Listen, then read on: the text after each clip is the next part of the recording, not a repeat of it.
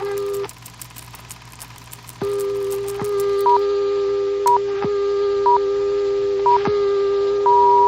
and gentlemen, we may be approaching a fateful hour. D-Day is here.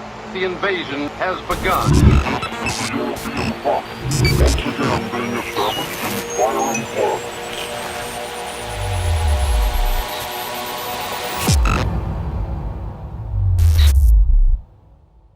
First, some context. Science fiction portrays three visions of the future of humanity.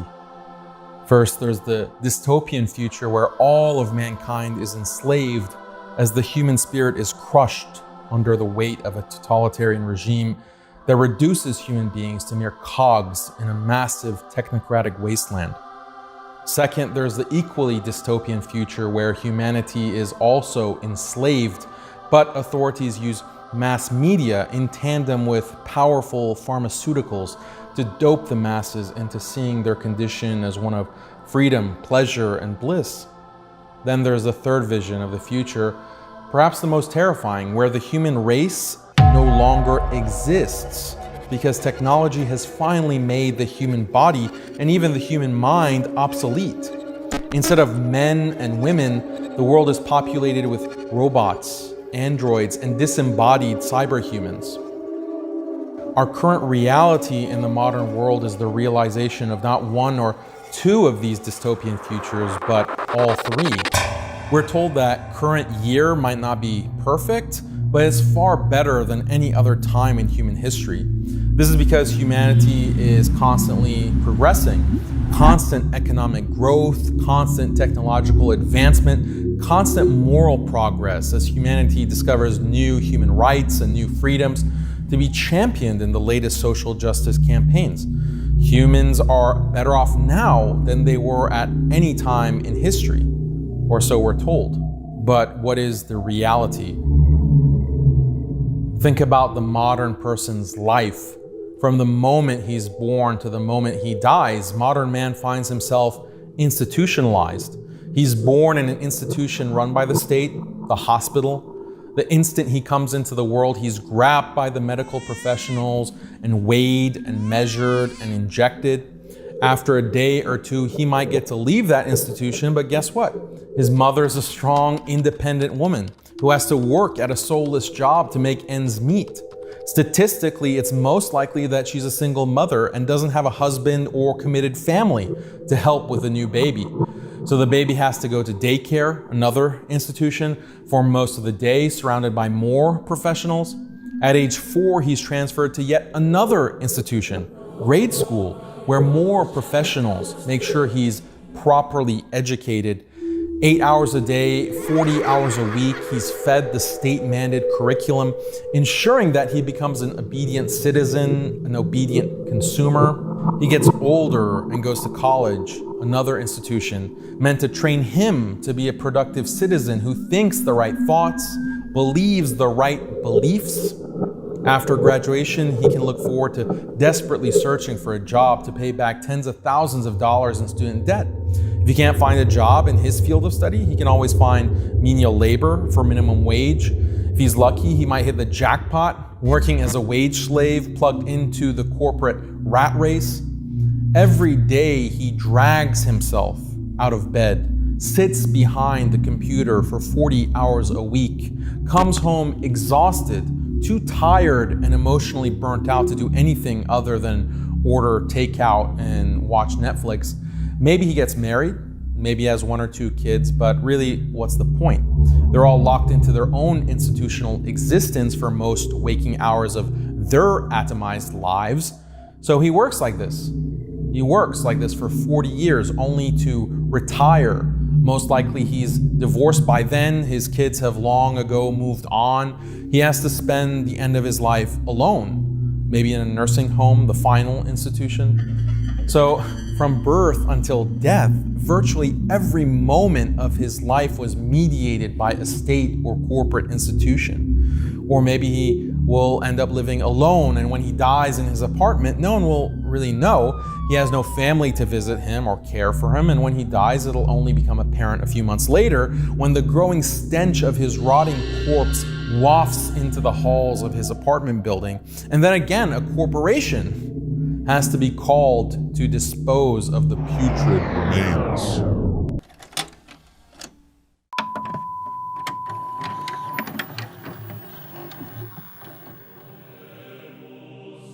This sad existence is not unusual. It's in fact the norm. It's the model. It's by design, the logical consequence of a materialist, progressive worldview. After all, real happiness, according to materialists, is not to be found in some promised heaven in an imagined afterlife. This life is all we have, and material bodies are all that exist. As such, the meaning of life is really about maximizing bodily delights and reducing pain and toil. And the best way, indeed the only way, to maximize pleasure and minimize toil according to this philosophy is through goods and services.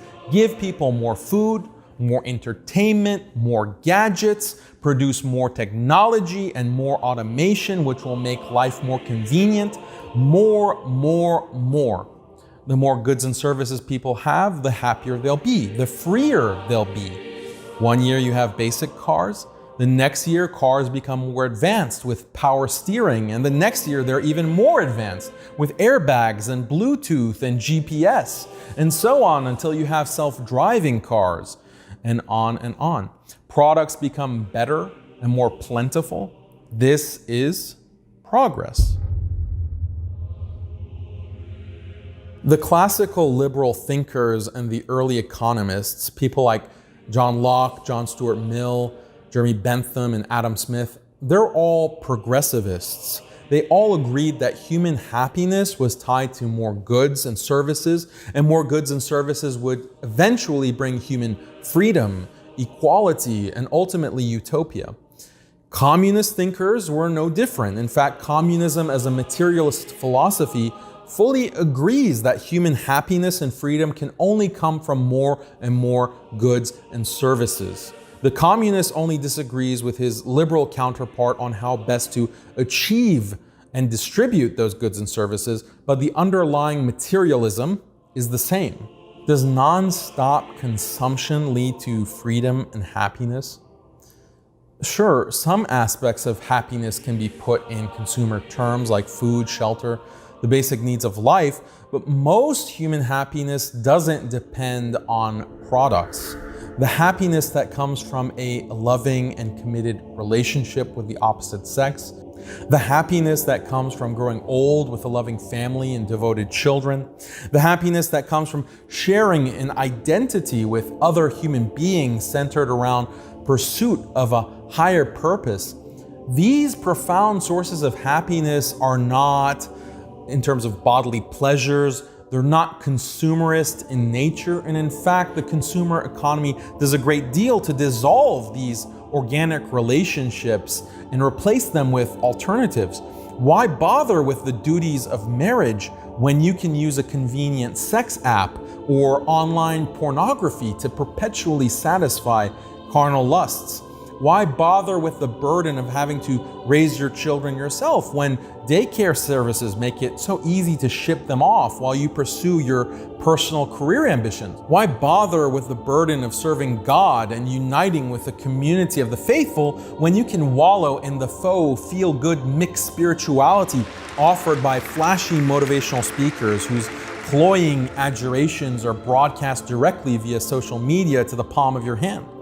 It's the intrusiveness of consumer technology that has created a modern society that is more atomized, more individualistic, and ultimately more depressed, more lonely, more unhappy, more disconnected from everything that makes life worth living. The human mind naturally shuns such an artificial existence.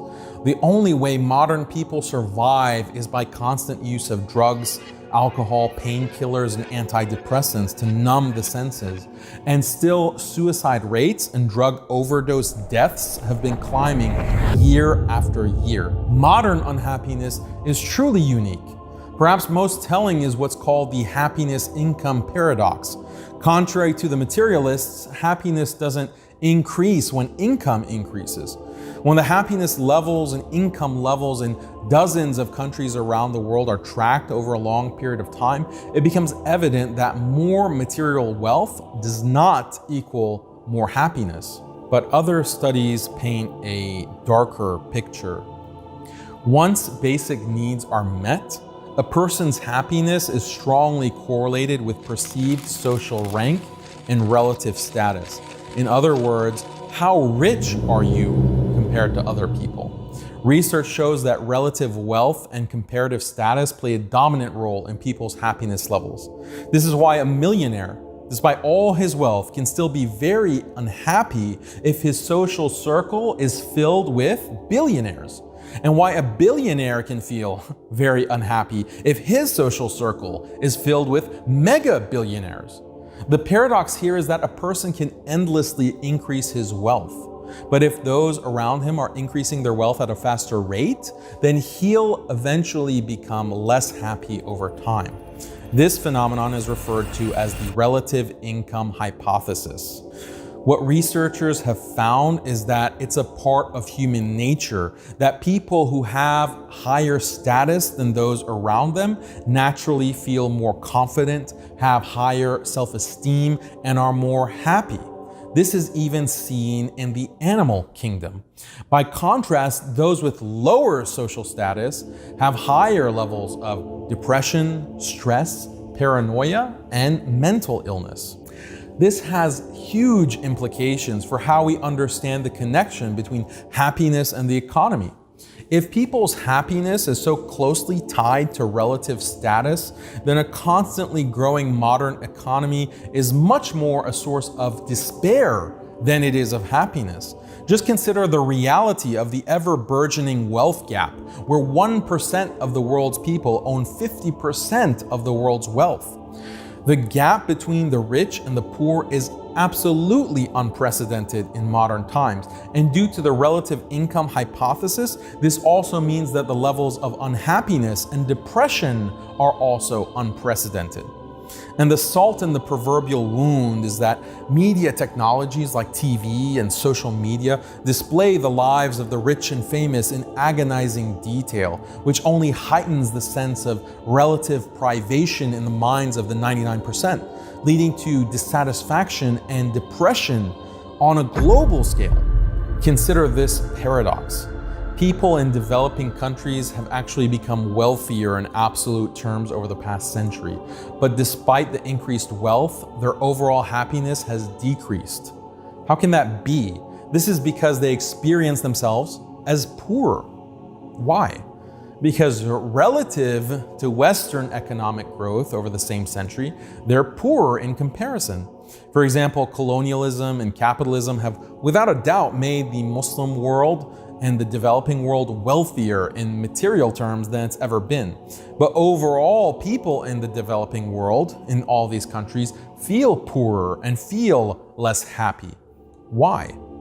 Because in the past, their wealth was relatively equal to Europe, or even higher. But even though they have more absolute wealth now than they did in the past, their relative position compared to the West has dropped. Due to colonialism and other factors, the West grew richer at a far greater pace, creating an insurmountable wealth gap.